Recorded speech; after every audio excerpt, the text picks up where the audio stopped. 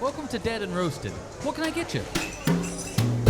Look, I know the bathroom at Dead and Roasted has been haunted for the last decade.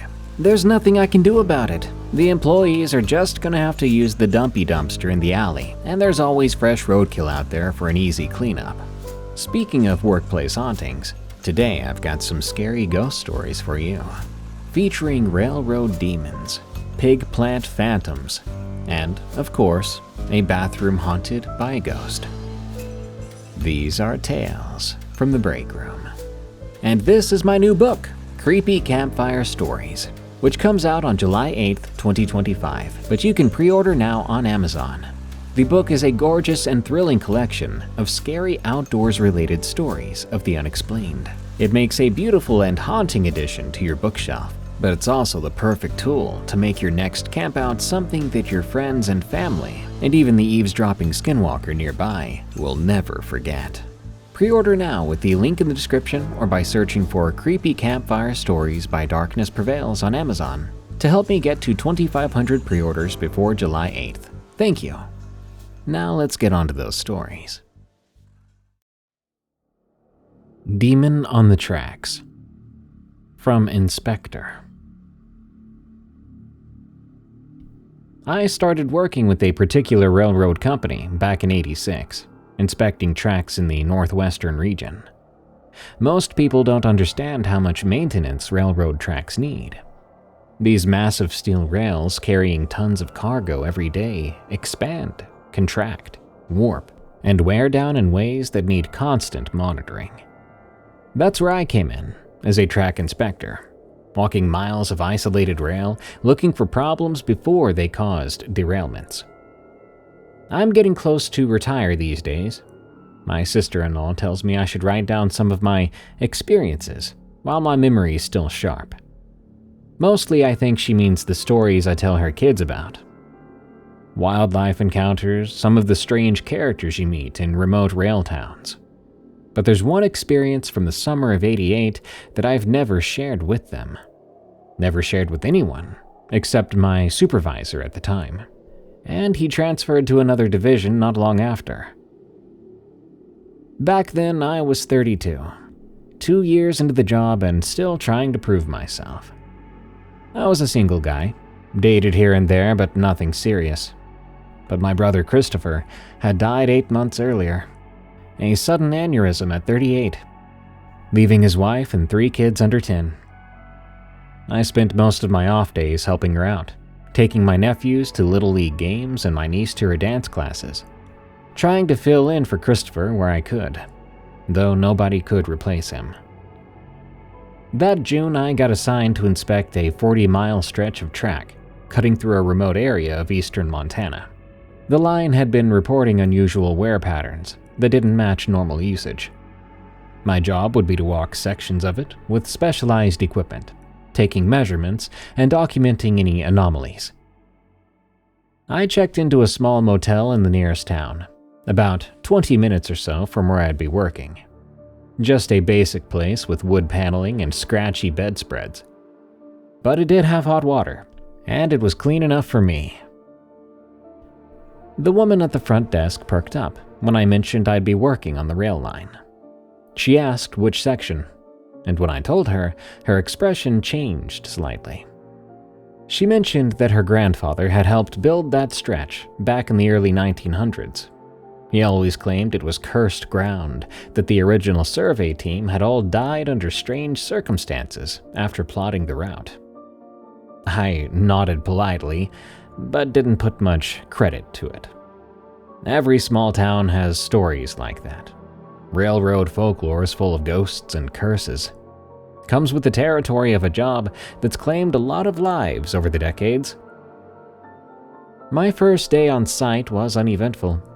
The rails looked normal at first glance, but my measurements showed subtle deformations that couldn't be explained by normal wear and tear.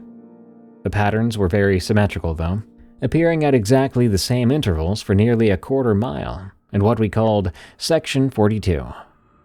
The precision was what bothered me. Nature doesn't really work with that kind of regularity, and neither do train wheels. I also noticed my equipment behaving strangely in that section. The electronic measuring devices would fluctuate wildly, and my fully charged batteries drained to nothing in under an hour. I had to switch to manual tools, the old-school calipers and levels that railroad men had used for a century. It was approaching dusk when I first saw him. I was taking measurements about halfway through the section, kneeling beside the rail with my back to the setting sun. When I stood and turned to check my notes, I noticed a man standing beside the tracks about 100 yards ahead. That alone wasn't cause for alarm. It wasn't unheard of for locals to walk along the tracks, though this was a particularly remote stretch. What caught my attention was his clothing. He wore what looked to be a suit, but cut in a style that seemed decades out of date. Not quite an antique, but definitely not current 1980s fashion at the time. In the fading light, I could not make out his features very well. I called out a typical greeting. The distance was too great for me to see his expression change if it did, but something about the way he stood shifted subtly. He seemed to straighten up, his posture becoming unnaturally rigid. I took a few steps towards him. Then I saw his smile, visible even at that distance, just really wide and gleaming. I looked down just for a second to close my notebook, and when I looked up again, I swear to you he was gone, just like that. The landscape didn't really offer anywhere to hide, just flat terrain with sparse vegetation. No one could have moved out of sight that fast. I finished my work for the day and drove back to the motel, trying to rationalize what I'd seen. Maybe a hiker who had ducked down behind the rail bed. Maybe a trick of the light, making a natural object look like a person. The rational explanations didn't quite fit, but they were better than the alternative. That night, I dreamed of the same man standing at the foot of my bed, just staring and smiling at me. I woke up sweating at 3 a.m., and I could not go back to sleep. The next morning, I called my supervisor, reporting the unusual measurements from Section 42. But I didn't mention the man I'd seen. My supervisor said the readings were concerning enough that he was sending another inspector to work with me for safety reasons. Rail integrity in remote areas isn't something the company takes lightly. A derailment in the middle of nowhere can cost millions and potentially dozens of lives.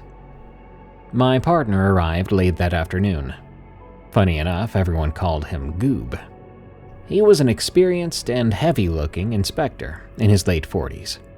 He'd been working here far longer than I had. I asked about his nickname while we were driving to the site. He explained it referred to a snack he always carried, homemade goobers that he offered me from a paper bag. They were some kind of sweet, nutty cluster. Tasted pretty good, but when I asked for the recipe, he just winked at me, said it was a family secret. Goob was exactly what you'd expect from a career railroader. Knowledgeable, no nonsense about safety procedures, but full of colorful stories about his years on the job. He was good company as we worked through the measurements in Section 42. After what I saw, I was glad to not be alone for a while. The equipment issues continued. Goob's devices malfunctioned in exactly the same way as mine had, and his watch stopped completely when we entered the section, starting again right when we left. Bizarre, huh? He frowned at this, but didn't comment beyond saying he'd never seen anything like the wear patterns we were measuring. We broke for lunch around 1 p.m., sitting on some maintenance blocks near the tracks. I was mid-bite into some kind of sandwich when I spotted him again, the smiling man. He stood about 200 yards down the track watching us. This time he was in broad daylight, so I could see him much more clearly. He wore a dark suit with a vest, hair neatly parted, and that same unsettling smile fixed to his face. His skin was pale, almost waxy looking, even from that distance. I nudged Goob and pointed, asking if he was seeing this man watching us. Goob squinted in that direction and shook his head, saying he didn't see anybody. So I described the man's appearance. Then Goob's expression got weird. He asked if I was sure about the clothing. When I confirmed it, he packed up his lunch quickly, suggesting we move to another section and come back to this one later. As we walked away, I glanced back. The man was gone again. That evening at the motel, Goob and I reviewed our findings over beers in my room. When the technical discussion was done, I pressed him about his reaction to my sighting earlier. He was reluctant to talk about it, but finally shared that his grandfather had worked this same rail line back in the 1930s. His grandfather had quit railroading suddenly after an inspection trip on this very section, refusing to ever discuss what happened except to say he'd seen things that couldn't be explained. The family had assumed he'd witnessed a bad accident or found a body along the tracks. But my description of the man in outdated clothes with an unusual smile had triggered something in Goob's memory. A conversation overheard as a child when his grandfather had had too much to drink at a family gathering. I showered after Goob left for his own room. The bathroom was tiny, with just a shower stall and a plastic curtain. I was rinsing shampoo from my hair, eyes closed, when I felt something change in the air. Maybe a drop in temperature, I don't know. But I opened my eyes, and I saw a distinct silhouette through the shower curtain. Tall, motionless, standing just on the other side. I yanked the curtain aside in panic, sending soap bottles clattering. But the bathroom was empty. The door was still locked from the inside, exactly as I'd left it. Sleep didn't come easily that night. The following morning, Goob looked rough. He admitted to feeling nauseated and having a splitting headache. He also mentioned feeling like someone was watching him all night, despite being alone in his room with the blinds drawn and door locked. After a couple of hours attempting to do some work, he decided to head back to base, promising to send another partner if available. Before leaving, he pulled me aside, away from the tracks. His usual tone was gone. He explained to me his grandfather had worked this section alone after his partner quit unexpectedly. Whatever happened afterward was bad enough that the family never spoke about it. Goob warned me to be careful and to consider requesting a transfer to another section. Then he added something odd. He asked if I had a brother. When I mentioned Christopher, who had passed recently, Goob nodded like this confirmed something to him. But then he just got in his truck and left. I continued my work, alone now, methodically documenting the anomalies in Section 42. My unease grew as the day progressed. The feeling of being watched got worse until it felt almost physical in a way, like pressure on the back of my neck. One late afternoon, I was kneeling to check a particularly unusual wear pattern when I heard footsteps on the gravel beside the track. Looking up, I found myself face to face with this smiling man, now standing less than 10 feet away.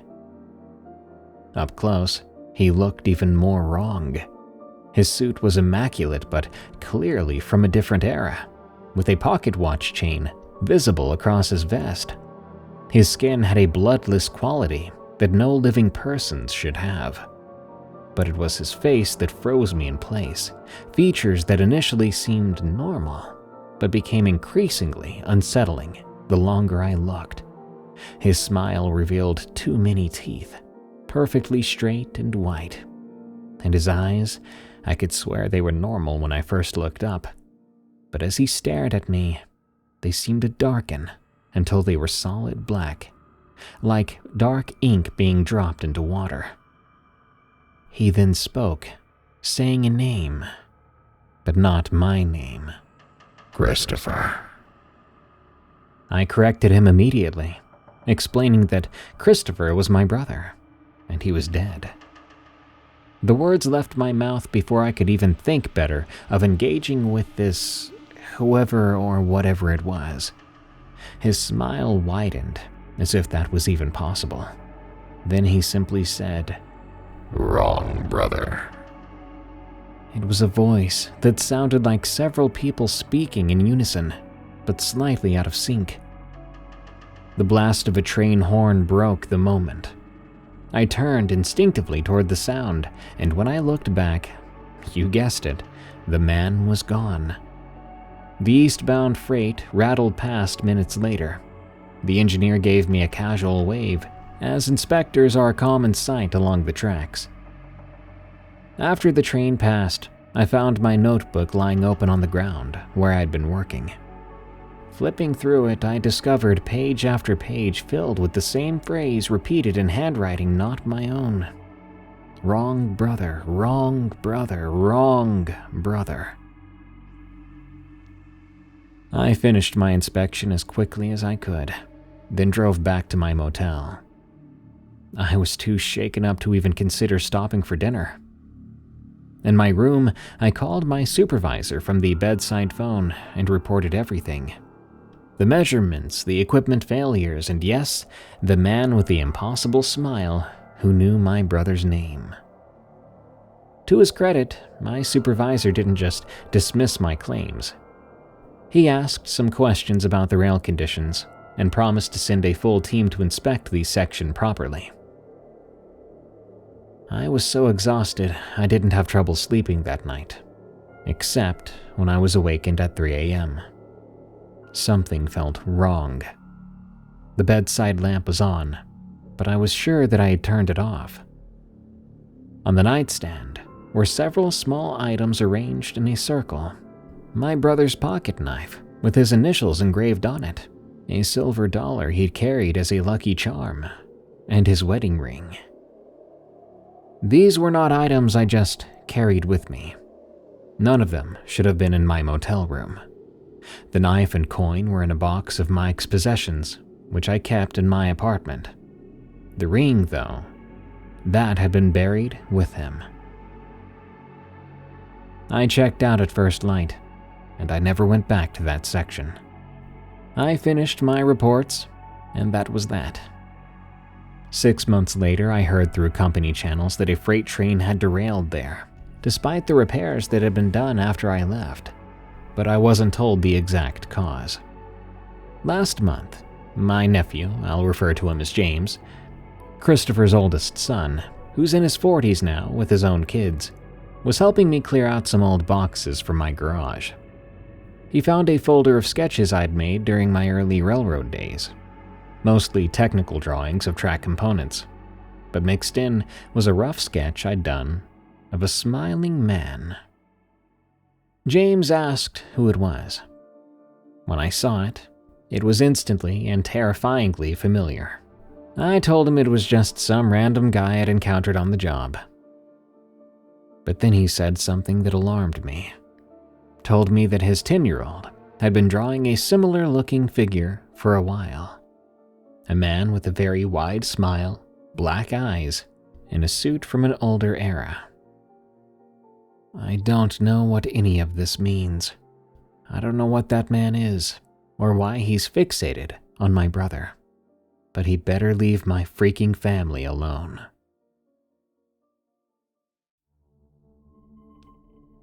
Phantom of the Pork, from fiercepierce. You might think of this story as just another small-town ghost story, but I'm here to tell you it's something more than that. Keep in mind, the exact names of places and the plant and people have been changed. It was in the early 1990s, my family packed up our lives and headed to the Oklahoma Panhandle. I was laid off from my job in Kansas City, and the economy there wasn't giving me many options with 2 young daughters to feed. My wife, Cheryl's cousin, mentioned they were hiring at a pork processing plant out in Guymon, and we were desperate enough that it sounded like opportunity knocking. We found a decent 2-story rental on the outskirts of town. 3 bedrooms, faded wallpaper from the 70s, and squeaky floorboards that announced every midnight trip to the bathroom. The girls, Melissa, who was 8, and Ginny, who was 6, shared the upstairs bedroom with the window overlooking the backyard. They were young enough back then that moving was still an adventure rather than trauma. Thank goodness.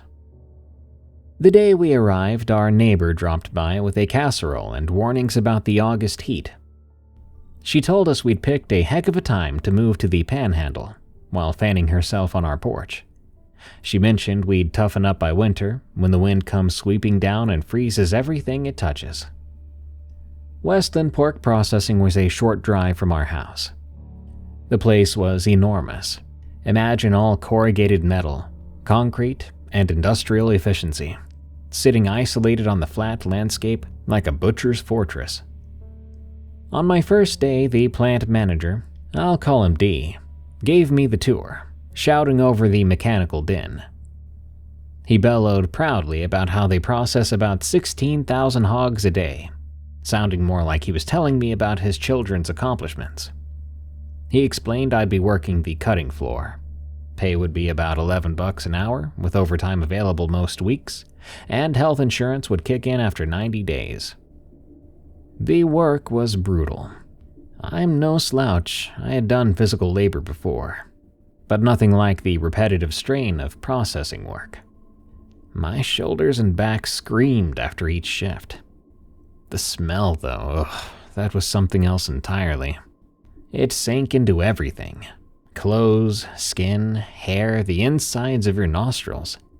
It was a mixture of blood, offal, disinfectant, and something else that I couldn't quite place. Maybe just the meat itself, about to turn. Every night I'd come home reeking of it. My daughters thought it was gross and hilarious.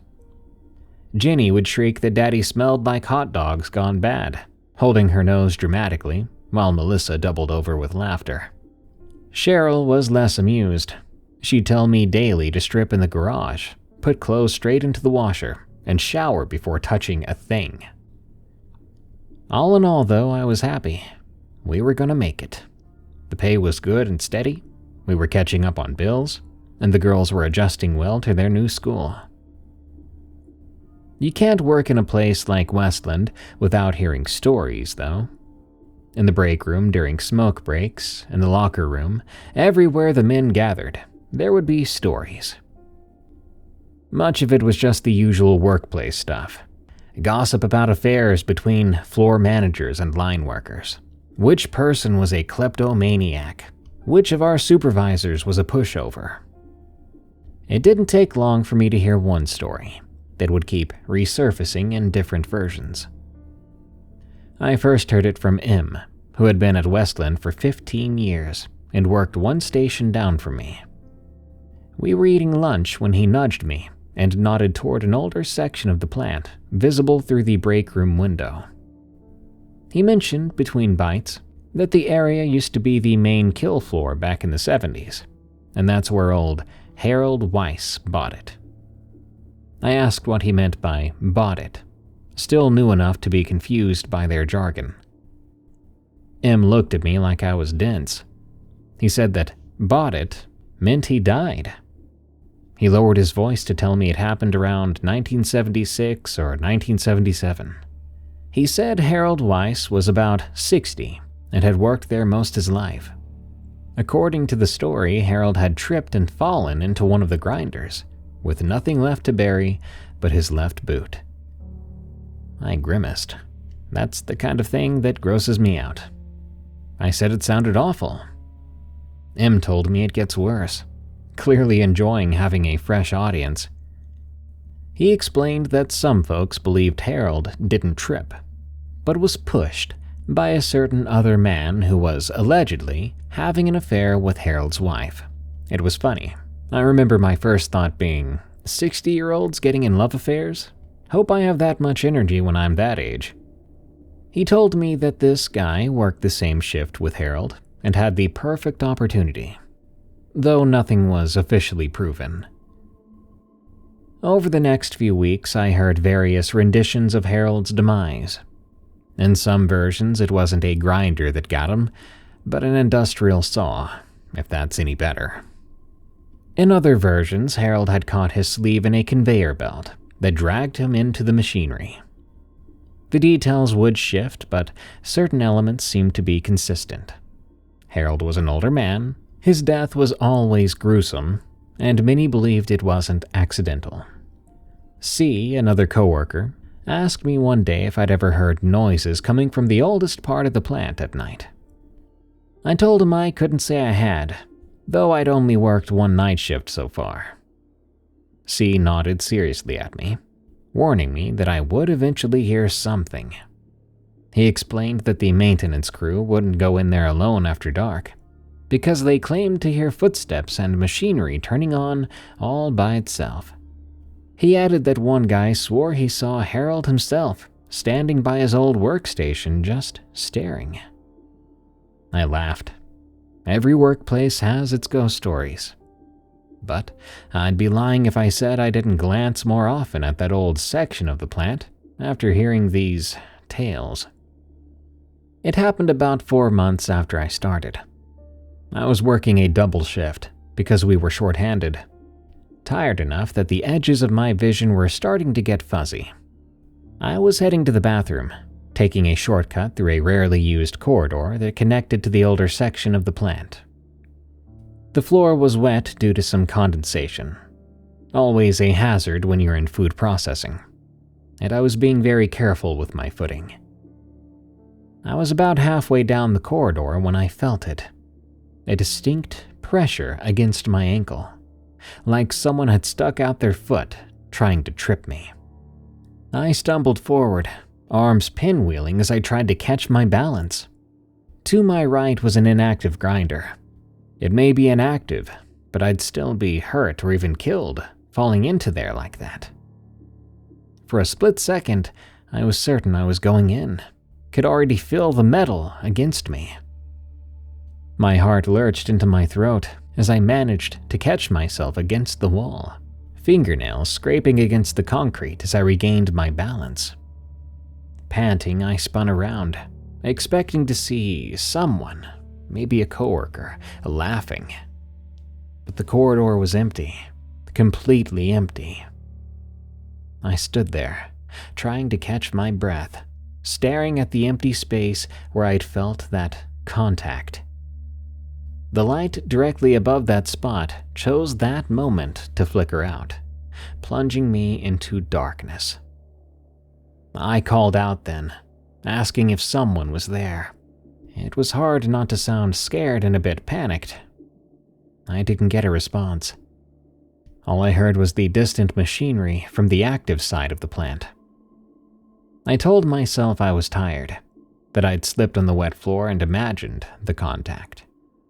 But as I hurried back to the main floor, giving the grinder a wide berth, a cold certainty settled over me. Something had tried to trip me, something I couldn't see. I didn't tell Cheryl about what happened at the plant. She was stressed enough with her job hunt and getting the girls settled in, and honestly, I thought I'd imagined it.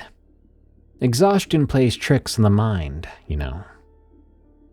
But about a week later, something happened at home.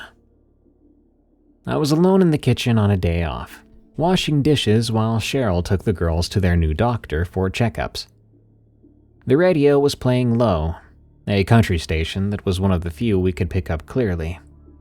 I was elbow deep in soapy water when I felt something.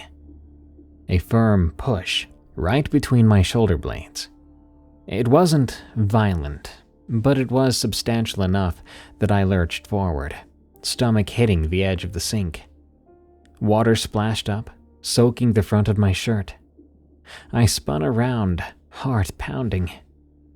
The kitchen was empty. I called to see if anyone was there, feeling foolish that I even did. But the house was silent, except for the radio and a steady drip from a leaky faucet.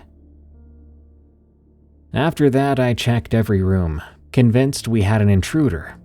But all the doors were locked, and the windows were just fine. There was no sign of intrusion. When I got back to the kitchen, I didn't feel very comfortable. Just then, the radio cut to static, a harsh burst of white noise that made me jump up. When I tried turning the dial, it went right back to the country station, as if nothing had happened. These incidents went on, small at first. Items moved from where we'd left them, cold spots in random areas of the house, the distinct feeling of being watched while showering or changing. I tried to make sense of it, but how do you do that? Was the house settling? Was it on some sort of high magnetism ground, if that's even a thing? But I just couldn't fully explain it. The pushes continued too. Always from behind, always when I didn't expect it. Once when I was in the garage getting tools. One time when walking up the stairs. There was an incident when I stood at the stove cooking dinner and I felt that push again. It was never harmful, not yet, but it was persistent, like someone trying to get my attention. After a month of these occurrences, I finally mentioned something to C during lunch break. I didn't tell him everything, just some vague comments about feeling strange at the plant, about how I felt like someone had tripped me that first time. C shook his head and laughed a little bit, acting like he'd told me. And to his credit, he was right. He leaned across the table and lowered his voice. Surprisingly, he asked if anything had happened at home yet. My mouth went ajar. I asked him how he even knew that. C sat back and crossed his arms. He told me it was Harold, that it had to be. "You mean the guy who died in the accident?" I asked.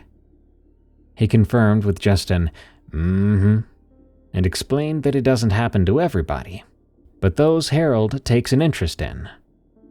He trailed off and just sort of stared at me for a moment. Then he said that I kind of looked like Harold. Something about my eyes and jawline. I was starting to get creeped out. I told him that was ridiculous. He said, "Maybe, but there's a photo of him in the hallway by HR if you want to check. Part of that memorial wall for workers who died. Check it out if you don't believe me." So I did that very afternoon. The memorial wall was modest, a collection of framed photos with small brass plates noting names and their years of service. Most were formal portraits or candid shots from company picnics. Harold Weiss's photo was toward the end, a color photograph from what looked like the mid-70s. He had thinning gray hair, deep-set eyes, and a prominent jaw. The brass plate read simply, "Harold Weiss, 1916 through 1976, 30 years of service." C was right. There was a resemblance. Nothing dramatic, we weren't twins or anything, but enough of a similarity to be striking. Same eye color too, same jawline. Even the way our left eyebrow arched slightly higher than the right. I stared at the man's photo, and for a moment, I could have sworn his eyes looked at me. It startled me enough I nearly collided with a passing secretary. Sorry," I mumbled, and I hurried away. The activity at home intensified after I saw Harold's photo. Maybe he knows that I know. The pushing became more frequent and stronger. We even started to hear doors slamming without any draft.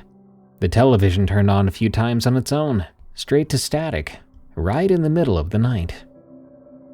Our girls complained about bad dreams, where an old man stood at the foot of their beds, watching them sleep. Cheryl was starting to notice. "What's going on with this house?" she asked one evening, after a shelf of dishes crashed down for no apparent reason. "Is this place haunted?" "Surely not," I lied, helping her clean up the broken pieces. "It's just an old place, a bit unstable and creaky in places. I was very wrong, and the worst was yet to come. On a Tuesday night in November, I had just gotten home from work. I was in the shower, trying to wash away the smell of the plant. Cheryl was downstairs making some dinner. The girls were in their room, supposedly doing homework. I had just turned off the water when I heard screaming. Not normal kid screams. These were screams of terror, turning my blood to ice. I threw on a towel and ran out, nearly slipping on the wet floor. The screams were coming from the girls' bedroom. Cheryl was already at their door, pulling on the handle and screaming back, asking what was wrong. She shouted when she saw me that the door wouldn't open, that it was locked, and the girls were screaming. I yelled for the girls to open the door while rattling the handle myself. Melissa's voice came through high and panicked, telling us they couldn't open it, that it was stuck. She cried out that there was a man at the window. Jenny was just screaming, her voice going hoarse. We'd never installed locks on the upstairs doors. There was no physical way that door should have been locked. I told Cheryl to stand back before ramming my shoulder against the door. Pain exploded across my collarbone, but the door didn't budge. I tried again and again. On the fourth try, something splintered, and the door flew open. Both girls were huddled in the corner farthest from the window, clutching each other and crying. The window itself was wide open, cold November air gusting into the room, the curtains billowing. I rushed over to them while Cheryl closed the window. I asked what happened and who had opened the window. Ginny hiccuped through her tears that it was this old man, that he was outside looking in at them. Cheryl said that would be impossible since we were on the second floor, and she would be right. Melissa insisted with a face pale from terror that the man was really there. She explained that he told them to come outside, saying that they should just climb out and he would catch them. I went over to the window myself. I leaned out and took a look. There was no ledge, no tree branch close enough for anyone to stand on. Just a straight drop to the frost-covered yard below. "See? No one there," I said, trying to keep my voice steady for their sake, even as dread pulled in my stomach. "You girls were having a nightmare or something. That's all." Ginny denied it, saying they weren't sleeping. She explained they were doing their spelling when the door slammed shut and they couldn't open it. Then the window opened by itself and the man was right there. Her voice dropped to a whisper as she added that he looked like me, but older, angry. I looked over at Cheryl. Her face said it all. What in the world was going on? That night we all slept in the living room. The girls were smushed between us on the pull-out couch. No one said much, but I could feel Cheryl's questions building up in her head, waiting until the girls were asleep to spill over. "This isn't just an old settling house," she said, whispering so as to not wake the girls. "Something isn't right." I should have told her everything then, about the incidents at the plant, the pushes at home, Harold's photo and our resemblance, but I was terrified she'd think I was losing my mind. So I just agreed that something seemed off about the house and suggested we look for a new place. After Cheryl fell asleep, I stayed awake, staring at the ceiling. I felt guilty for not telling her everything, and it never stopped feeling like there was another person in that room with us. Something that was terrorizing my family now. Over the next week, we stayed in hotels, frantically searching for a new place. I called in sick to work, using up precious sick days I'd been saving. The activity seemed to lessen when we weren't in the house. which reinforced Cheryl's belief that the problem was with the building itself. I finally returned to work the following Monday, exhausted and on edge. When I saw C again, he talked to me, asked if things were getting better or worse. Too tired to lie, I told him the truth, that the ghost had tried to get my kids to jump out of a second-story window. You should have seen C's face then, completely shocked. I told him I needed to quit this place and move away again, far away. C agreed, somewhat sadly. He told me that Harold's spirit seemed angry and always had been, but he'd never seen him do this before, and I didn't like the sound of that. Luckily for me, that day would be my last day at Westland. I told the floor manager I had a family emergency and wouldn't be back, and I wasn't lying. As I walked to my car, I passed the old section of the plant. I felt like I had to do it, so I spoke out loud to the seemingly empty room. "Harold, I'm sorry for what happened to you, but please leave my family alone." I then hurried to my car and didn't look back. We moved to a place 3 hours away from there, ended up getting a job at a post office. Pay was much worse, but it had regular hours, and there was no hauntings and no ghosts trying to hurt my children. Life went back to normal, and it's been normal ever since. I hate that apartment. From Rickham.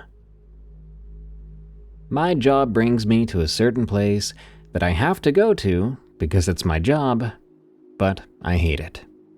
That would be apartment 412.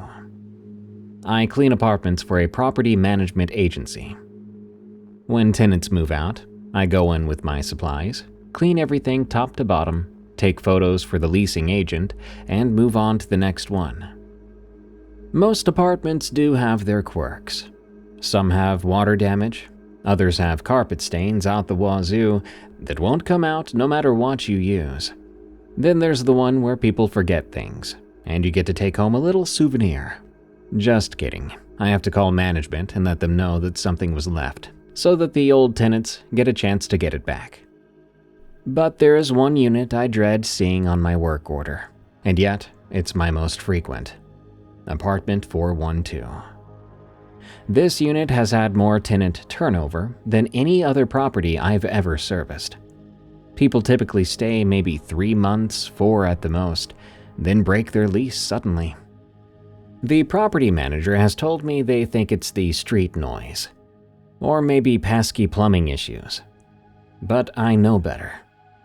I've been in that apartment at least 8 times in the past 2 years, and every visit, something happens. The first time it happened, it was subtle. I was doing my usual routine. Kitchen first, then bathrooms, bedrooms, living areas. About 20 minutes in, I heard something. It sounded like breathing. Not loud, just the soft in and out you'd hear from someone sleeping. I checked every room, thinking maybe the tenant was still there.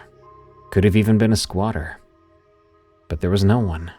The entire apartment was empty. But I swear the breathing followed me from room to room, sometimes from behind, sometimes beside me. And the feeling of being watched was so intense that I kept spinning around, expecting to see someone there. I rationalized it. Old ventilation system. Pipes. My imagination after a long day. But I worked double time to finish the apartment, skipping my usual break. The second time was about 4 months later. New tenant had moved out after only 10 weeks. The apartment was a mess. Looked like they up and left in a hurry. I set my cleaning caddy down in the kitchen and went to check the bathroom for supplies. Couldn't have been gone for more than 30 seconds at the most. When I came back, my caddy was missing. I mean, how? I checked every room, thinking I might have absent-mindedly carried it somewhere else. but I didn't. I was getting frustrated until I happened to glance out the balcony window. There it was, my caddy perfectly balanced on a tree branch that extended near the building. The balcony door was locked from the inside. The windows were closed. I was on the 4th floor. I called my supervisor, claimed I couldn't complete the job because I'd forgotten crucial supplies. I took the hit on my paycheck rather than go back in that day. There were other incidents, faucets turning on by themselves, doors slamming despite no draft. One time my phone alarm went off with a voice note I never recorded, but I couldn't make anything out. But then the worst was what happened one month. That tenant left after just 6 weeks. A record. The apartment wasn't even dirty. Some dust, bathroom needed some attention, but nothing major. I was almost finished. I had just packed up my supplies, and I was heading right over to the door. I even had my hand on the doorknob when I felt something cold wrap around my ankles. Before I could even react, I was yanked backward with incredible force. My chin hit the hardwood floor and I bit my tongue. My cleaning caddy went flying. Whatever had me dragged me across the floor from the entryway through the living room. I clawed at the floor, almost breaking off my nails, trying to grab anything to stop myself. The thing pulled me into the master bedroom, then the bathroom, then back toward the 2nd bedroom. I was screaming like a madman the entire time, begging whatever it was to stop and let me go. Its grip was like iron, freezing cold pressure around both ankles that felt like hands, but larger. When it finally released me in the 2nd bedroom, I heard a new sound. A low, rumbling laugh that seemed to come from the walls themselves. Not amused, not friendly, but satisfied, like it had accomplished what it wanted. I scrambled to my feet and ran, leaving my supplies behind. I called my supervisor from the parking lot, voice shaking, and told them I wasn't going back to 412. I even threatened to quit, but they calmed me down and told me that I didn't have to go back to that apartment. Thank God. I ran into the guy who would be doing 412 for me from now on. I thought about warning him. Instead, I just wished him good luck and walked away. Some things you have to experience first to believe, and I've had my fill of that place. I still have terrible dreams about being dragged across the floor, and I still wake up from time to time, almost still feeling that cold pressure on my ankles. I've heard ghost stories throughout my whole life. They're interesting, yeah, but I never knew a ghost could nearly kill you. But maybe I'm just exaggerating.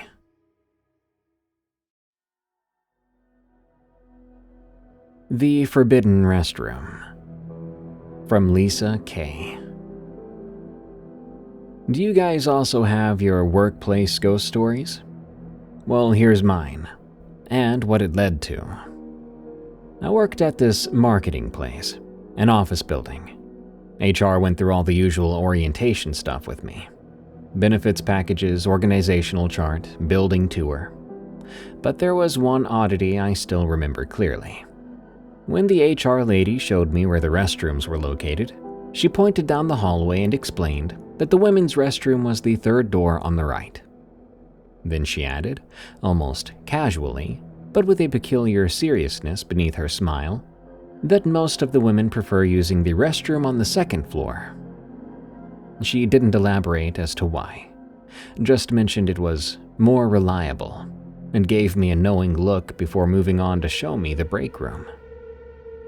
It took about a week before I asked my cubicle neighbor about this strange recommendation. We were walking to get coffee when I brought it up, asking why everyone avoided our floor's restroom, when it was clearly the most convenient one. She told me that there's been talk about the 3rd floor ladies' room being haunted for as long as she'd worked there. Almost 7 years now. The company had brought in maintenance multiple times to check for plumbing issues or electrical problems, which could explain the occurrences, but they never found anything wrong with the facilities. Eventually, management stopped investigating, and most employees just accepted the unspoken rule of using the second-floor restroom instead. Naturally, I needed to know more. My interest was piqued. She hesitated, then shared her own experience from when she first started. She had used the third-floor restroom before anyone had warned her about it. While in a stall, she heard soft crying coming from the stall next to hers. Thinking it was just someone having a rough day, she called out, asking if she was okay. The crying instantly stopped. When she finished and exited her stall, she checked the neighboring one, and it was empty. In fact, she realized she had been alone in that restroom the entire time. Over lunch that day, I decided to collect more stories, if there were any. A woman from accounting admitted she'd thought the haunted bathroom stuff was just office folklore, until her own encounter about 2 years ago. She considered herself a skeptic before then, and had deliberately used that restroom to prove everyone was being silly. While washing her hands, she clearly saw a woman with long dark hair standing behind her in the mirror's reflection. Kate turned around, but no one was there. When she looked back at the mirror, the figure was gone. She's used the second-floor restroom exclusively ever since. Other stories followed a pattern, indicating that people never felt or were alone in that restroom. Now, truth be told, I've always been fascinated by ghost stories. As a kid, I dragged my parents to supposedly haunted locations during vacations. In college, I joined the Paranormal Investigation Club, mostly as an excuse to explore abandoned buildings after dark.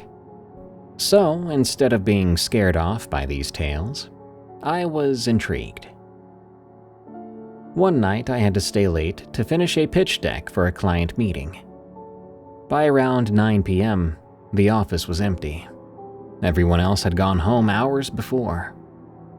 As I was saving my files and preparing to leave myself, I realized, probably foolishly, that this was the perfect opportunity to investigate the third-floor restroom without anyone else knowing. The hallway was dimly lit with just the security lights on.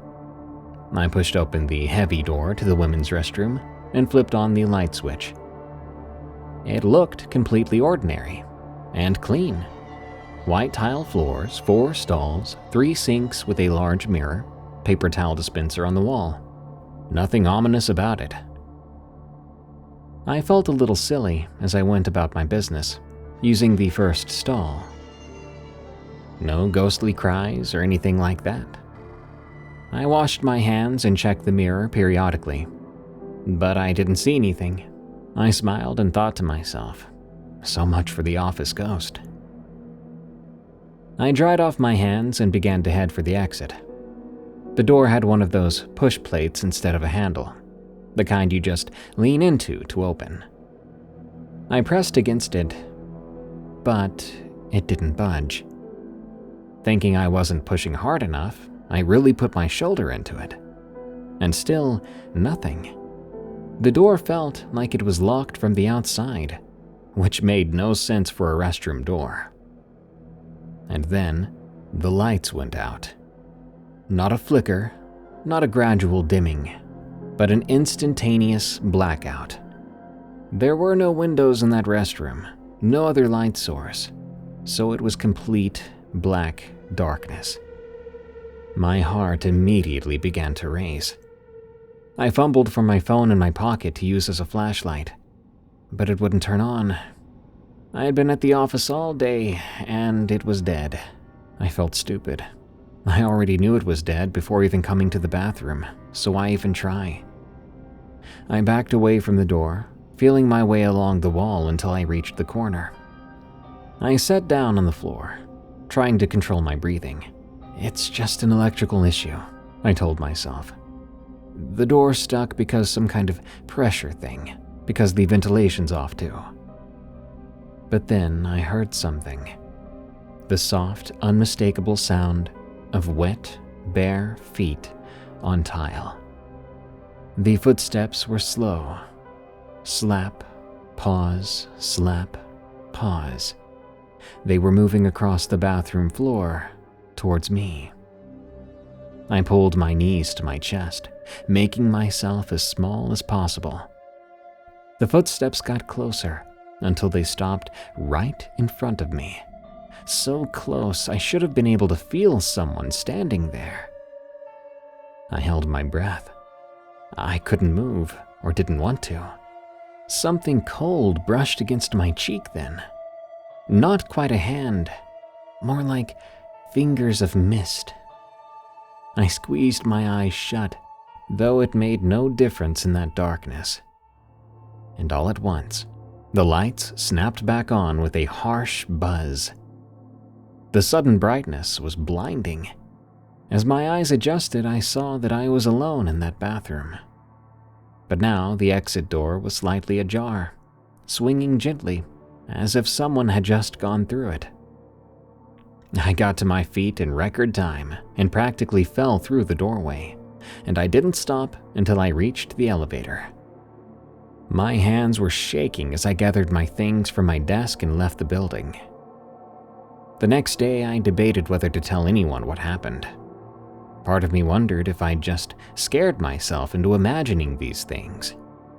But when I arrived at my desk, I found a small puddle of water below my chair, as if someone with wet feet had been sitting there, waiting for me.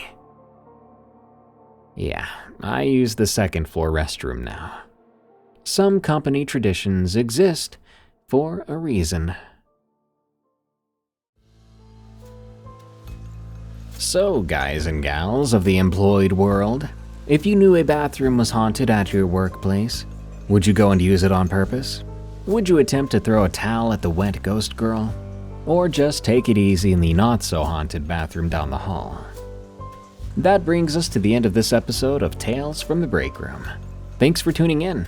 I'll be back soon with more scary work stories for you.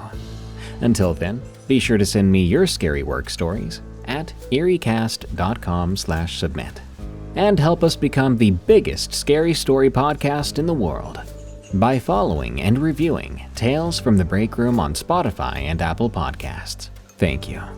Before I go, don't forget, my absolutely thrilling and brand new book is coming out July 8th, 2025. It's called Creepy Campfire Stories, and you can find it on Amazon right now for pre-order. This hardcover book is a gorgeous addition to your collection and contains a hand-picked archive of scary outdoors-related stories of the unexplained. The perfect campfire stories to tell around the campfire to make your next campout something your friends and family will never forget. Don't be a skinwalker. Pre-order Creepy Campfire Stories today on Amazon or click the link in the description. I'm trying to get to 2,500 pre-orders before July 8th. Thank you.